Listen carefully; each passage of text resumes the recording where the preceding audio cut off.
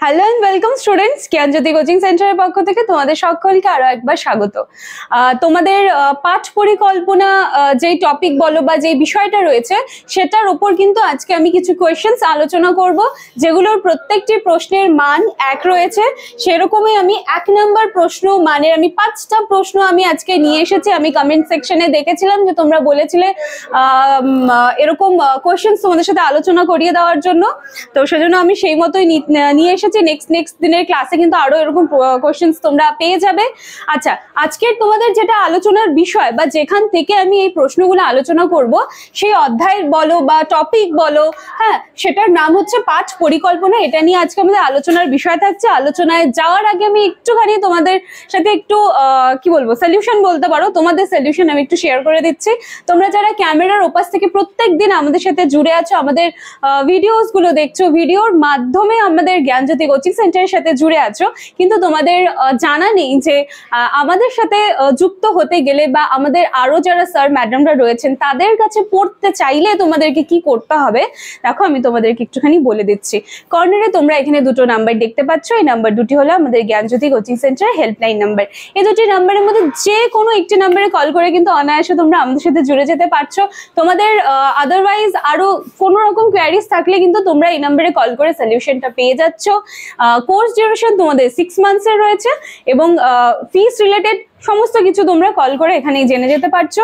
এবং আমাদের কিন্তু অলরেডি অনলাইন ক্লাস স্টার্ট হয়ে গিয়েছে, অনেকদিন আগে স্টার্ট হয়ে গিয়েছে, ঠিক আছে? সেজন্য তোমরা যারা এখনো কিন্তু যুক্ত হতে পারোনি বা আজকাল করছো, তারা কিন্তু অলরেডি লেট। আর আস্তে আস্তে কিন্তু আমরা এক্সামের দিকে এগোচ্ছি, সেজন্য আর হাতে যেটুকুই সময়টা আছে সেটাকে যদি নষ্ট না হয়, ওয়েস্ট যদি না করতে চাও, তাহলে কিন্তু তোমরা অনায়াসে আমাদের জ্ঞানজ্যোতি কোচিং সেন্টারের সাথে যুক্ত হয়ে যেতে পারো। তোমাদের সকলের জন্যই কিন্তু ওয়েলকাম আগের থেকেই করা থাকলো, ঠিক আছে? এইবারে চলো আমরা আজকে টপিকে চলে আসি। আজকে আমাদের আলোচনার বিষয় ছিল পাঠ পরিকল্পনা।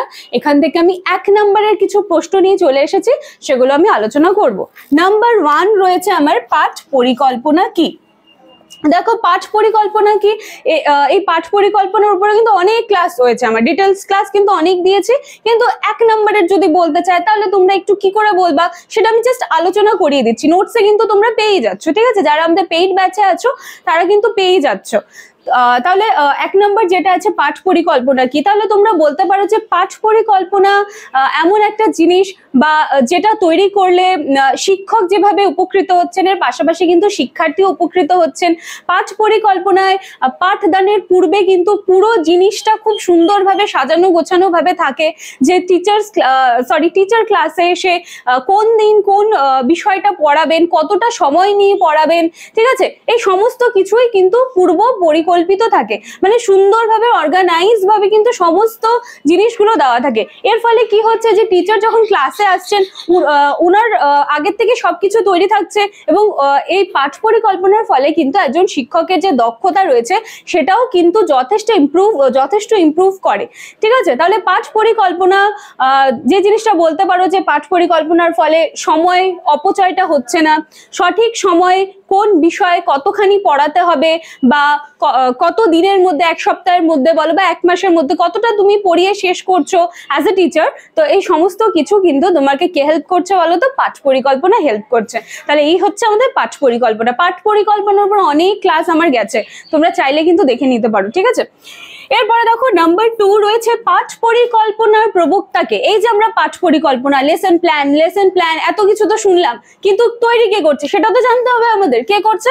Herbert Spencer. পাঠ পরিকল্পনার প্রবক্তা হলো হারবার্ট স্পেন্সার। এরপরে দেখো হারবার্ট স্পেন্সারের পঞ্চসোপান কি? এই যে উনি তৈরি করেছিলেন বা উনি প্রবক্তা ছিলেন হারবার্ট স্পেন্সার পাঠ পরিকল্পনার। এবার বলছে যে হারবার্ট স্পেন্সারের পঞ্চসোপানটা কি? হ্যাঁ, পঞ্চসোপান হচ্ছে পাঠ পরিকল্পনা তৈরি করার 5টা স্টেপস রয়েছে। 1 2 3 4 5 করে 5টা স্টেপস রয়েছে, যেটাকে কিন্তু পঞ্চসোপান বলা হয়। এরপরে একেবারে পরবর্তীতে দেখো আমরা কি দেখতে পাচ্ছি, যে পঞ্চসোপান গুলো কি কি, যেটা 5টা স্টেপস বললাম পাঠ পরিকল্পনা তৈরির। তো চলো 5টা স্টেপস কি আছে সেটা একটু দেখে নিচ্ছি। প্রশ্নটা রয়ে গেল হারবার্ট স্পেন্সারের পঞ্চসোপান কি। দেখো আমি এখানে একটু লেখার চেষ্টা করেছি, জানি না তোমরা ওপাশ থেকে কতটা দেখতে পারবে বা বুঝতে পারবে, আমি তাও তোমাদেরকে একটু বলে দিচ্ছি, ঠিক আছে?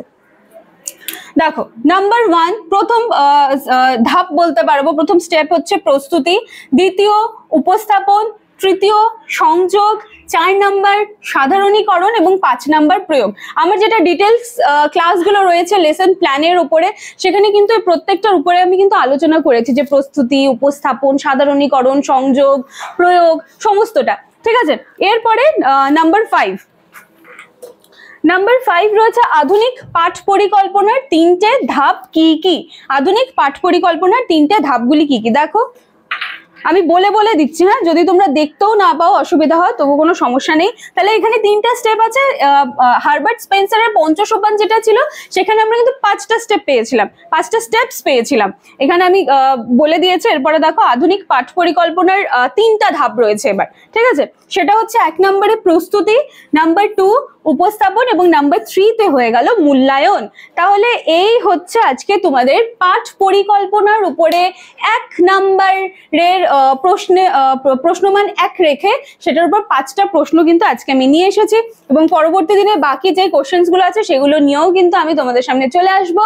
আজকের ভিডিওটি ভালো করে দেখবে, আশা করি এখান থেকে অল্প কিছু হলেও তোমরা কিন্তু উপকৃত হতে পারছো। ভিডিওটি ভালো লাগলে লাইক, কমেন্ট, শেয়ার, সাবস্ক্রাইবের আশা রাখলাম। তোমাদের কমেন্টস গুলো আমাদের আরো কাজ করে এগিয়ে যেতে কিন্তু অনেকটা আমাদের কি বলবো উৎসাহ দেয় বা এনার্জির মতো কাজ করে আমাদের কাজ করার জন্য। সেজন্য তোমাদের কমেন্টস গুলোর আশায় আমরা থাকি।